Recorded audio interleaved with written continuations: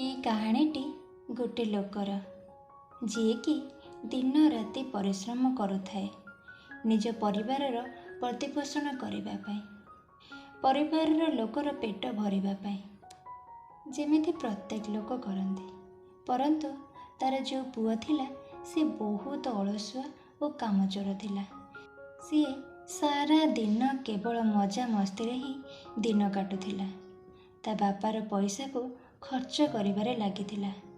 ये सबू कथा नेकी से लोकटी बहुत चिंतार रहूला।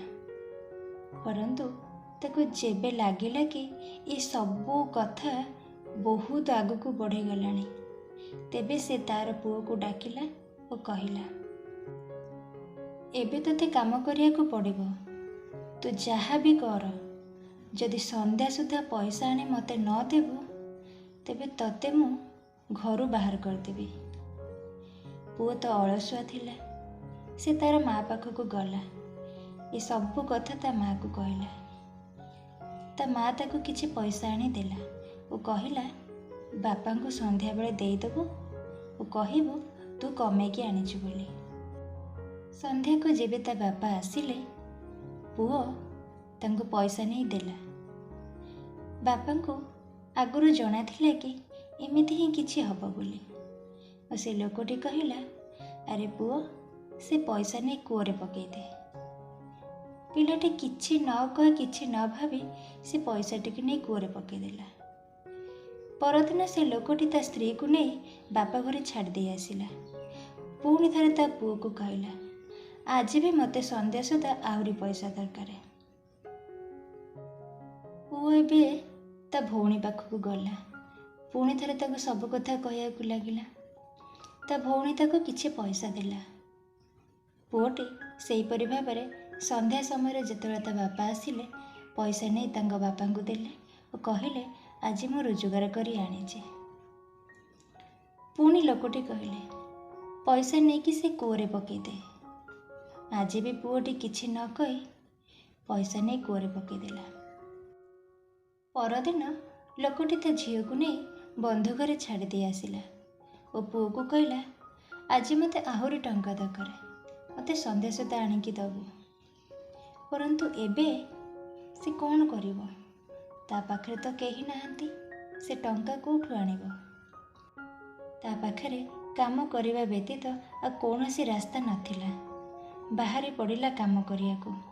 दिन सारा काम खोजी खोजी बहुत समय पर ताको गोटे काम मिलिला। गोटे ट्रक रु माल काढ़ी गोदाम रे रखिबो। सारा दिन बहुत परिश्रम कला परे ताकू ता कामर पैसा संध्या को मिलिला। से बहुत खुशी हो गला और खुशी खुशी निज घर को गला। संध्या बेले तांको बापा हाथ को पैसाटी बढ़ाई देला।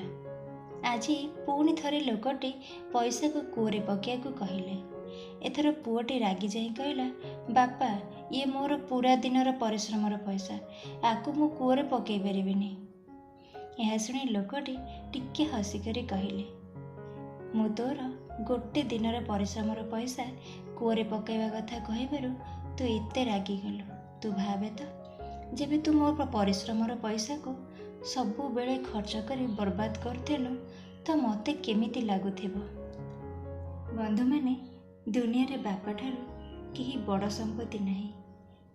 ए मनीषटी आपणक स्वप्न को पूरा करने को निजर स्वप्न, निजर इच्छा, निजर प्रत्येक जिनिस को से त्याग कर दे थाए।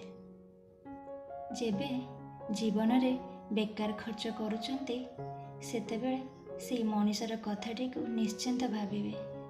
काहेकि ना से पैसा पाई दिन राति परिश्रम करिथाए, खाली आपणक स्वप्न को पूरा करने पाई, आपणक इच्छा को पूरा करने पाई, आपणक जीवन को सरल करने पाई। बापा रोजगार करंतु बा न करंतु किछि फरक पड़े ना। जदि आपणक पाखरे बापा अछंती ना, ताहले आपणक पाखरे बहुत बड़ा संपत्ति अच्छे, बहुत बड़ा शक्ति भी अच्छे। मु आपण मानु गोटे कथा कहबाको चाहूँगी, जीवन रे एमिति किछि काम न करंतु जहाँपाई आपणक बापांक मुंड सरमरे नई जीव। एमिति काम करंतु ଯେଉଁଥିରେ ଆପଣ ବାପା ଗର୍ବ କରିବେ କି ଆପଣ ତାଙ୍କ ସନ୍ତାନ ବୋଲି। ଗର୍ବରେ ତାଙ୍କ ମୁଣ୍ଡ ଉପରକୁ ହେଇଯିବ। ଥରେ ଅଛି, ପିତା ଧର୍ମ ପିତା ସ୍ୱର୍ଗ, ପିତା ହିଁ ପରମ ତପ, ପିତରି ପ୍ରୀତିମା ବର୍ଣ୍ଣେ ପ୍ରିୟନ୍ତି ସର୍ବଦେବତା।